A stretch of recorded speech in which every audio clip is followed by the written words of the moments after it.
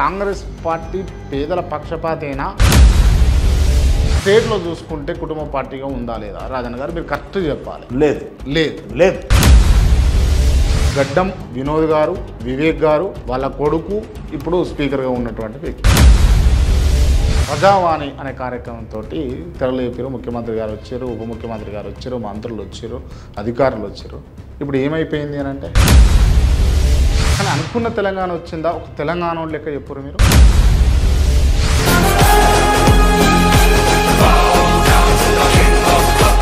అసలు ఇక్కడ తెచ్చిందెవరు, ఇచ్చిందెవరు? ఇస్తే వచ్చిందా తెలంగాణ, తెస్తే వచ్చిందా తెలంగాణ? తెచ్చేది ఇచ్చేది కాంగ్రెస్. తెలంగాణ ప్రజలందరికీ కూడా తెలంగాణ అంటే ఒక ఎమోషన్. అట్లాంటి తెలంగాణను పోరాడి కొట్లాడి ఎన్నో బలిదానాలు చేసుకొని తెచ్చుకున్నాం.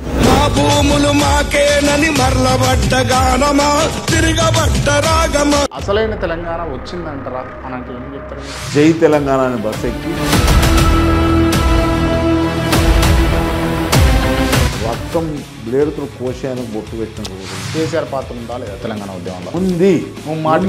ఉంది. కేసీఆర్ పాత్ర తెలంగాణ ఉద్యమంలో ఉంది.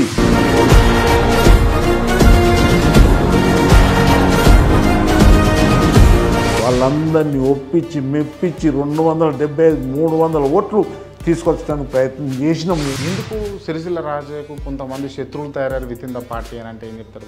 అద్భుతమైనటువంటి పార్టీ కాంగ్రెస్ పార్టీ. అమరుల త్యాగాలు కళ్ళారా చూసింది, అమ్మ మనసే అల్లాడిపోయింది, 60 ఏళ్ల హరిగోసనే దీక్షంగా సోనియా. రాజ్యాంగ పదవిలో ఉన్నాను, అయినప్పటికీ కూడా ఈ దేశానికి స్వాతంత్రం తీసుకొచ్చిన గొప్ప పార్టీ. నిజంగా కాంగ్రెస్ పార్టీ పేదల పక్షపాతేనా? కాంగ్రెస్ పార్టీ అందరికీ తెలుసు ప్రజాస్వామ్యయుతమైనటువంటి పార్టీ. దాన్ని కాదనని లేదని అన్నాను నేను ఆల్రెడీ. కానీ ఇప్పుడు కుటుంబ పార్టీగా రూపాంతరం చెందిందా చెందలేదు? కుటుంబ పార్టీ అనిపించినప్పటికీ కూడా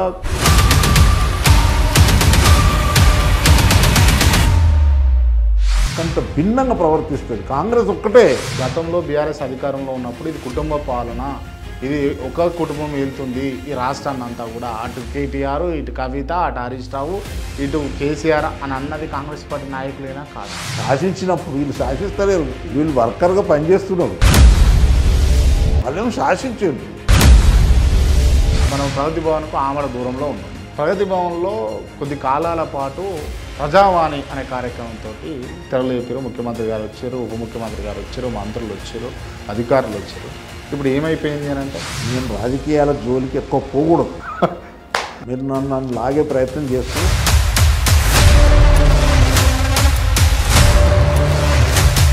2014లో మరి కాంగ్రెస్ పార్టీకి ఓట్లు పడాలి కదా, ఎందుకు టీఆర్ఎస్ పార్టీకి పడ్డాయి? నమ్మి నాన్న వస్తే పుచ్చిబుర్రలైనని మళ్ళీ ప్రజలు తీర్పిచ్చింది. తెలంగాణ రాష్ట్రము ఏర్పాటు కావడం పార్టీ కోసమా ప్రజల కోసమా? అనుకున్న తెలంగాణ వచ్చిందా లేదా అంటే ఒక్క మాటలు చెప్పండి. ఇక్కడ రావాల్సిన అవసరం రాలేదన్న కొన్ని అడుగులు పడుతున్నాయి.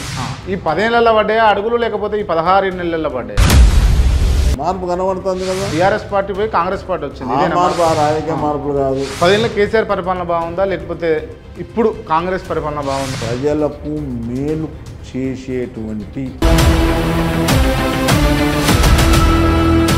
నన్ను బోతు దొంగను చూసినట్టు చూస్తున్నారు, నన్ను చెప్పులెత్తుకుపోయేటోళ్ళు లెక్క చూస్తున్నారు, లేకపోతే ఇంకా ఇతర దిగజారిన మాటలన్నీ అప్లై చేసుకొని ఒక ముఖ్యమంత్రి స్థాయిలో ఉన్నటువంటి వ్యక్తి మాట్లాడడం అనేది చాలా నీచము, హేయము అని అంటే మీరేమంటారు? అలంకారం తెలియని వాళ్ళు అంటారు.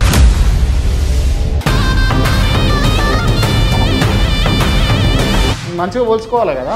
అలంకారాలు నేర్చుకోవాలి, ఛందస్సు నేర్చుకోవాల్సిన అవసరం ఉంది. తొలి ముఖ్యమంత్రి కేసీఆర్ ఆయన స్వయం నిర్ణయాలు తీసుకుంటాడు, ఎవరిని కన్సల్ట్ చేయడు. రేవంత్ రెడ్డి ఈయన ప్రజలను కలుపుకొని పోతాడు. హరీష్ రావు ఆయన కొంచెం ఆ పార్టీలో ట్రబుల్ షూటర్. కేటీఆర్ చంద్రుడు